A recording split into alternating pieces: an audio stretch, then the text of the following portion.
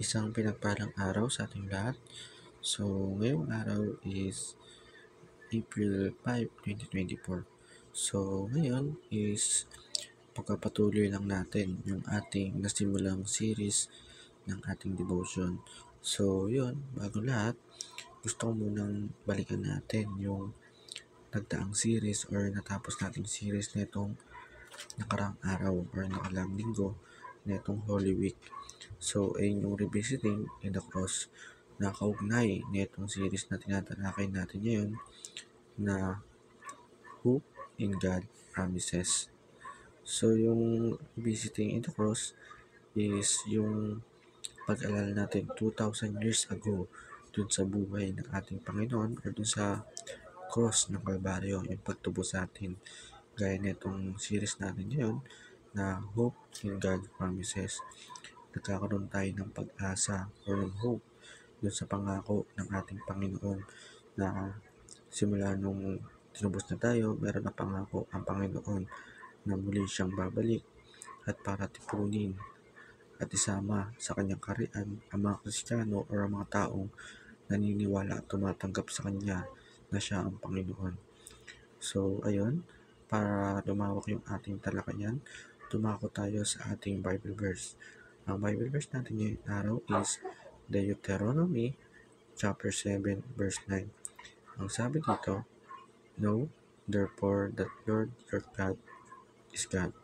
He is thankful God, keeping His covenant of love to 1,000 generations of those who love Him and keep His commandments." So, sa number 9, o sa Tagalog, 9, dahil dito, kilalanin ninyo ang Panginoon yung Diyos ay siyang Diyos. Ang tapat na Diyos ay nag-iingat sa tipan at wagas na pag-ibig sa umiibig sa Kanya at tumutupad sa Kanyang mga utos hanggang silang 1,000 sanlahi. So, para lumawak yung ating talakayan sa ating Bible verse, tayo dumako sa una nating teaching. Ang una sa ating teaching, God's greatest promise is His character.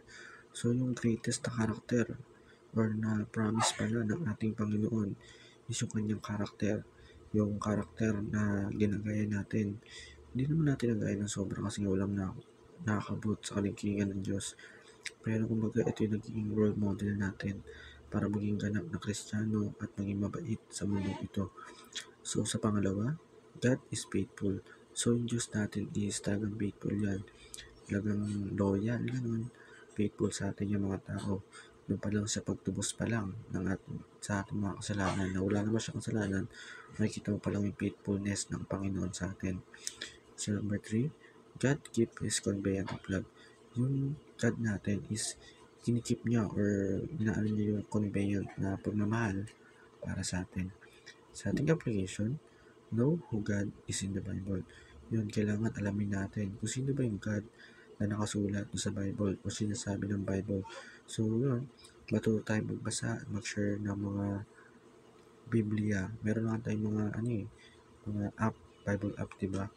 Na pwede natin basahin sa gamit ng mga smartphone natin. Sa pangalawa, love God by keeping His commandment. Yun, mahalin natin yung Diyos by keeping ng kanyang mga utos. Sundin natin yung mga utos niya. And sa last, influence 1,000 generation. So, influensyahan natin gaya ng mga influensyang nakakatanggap natin.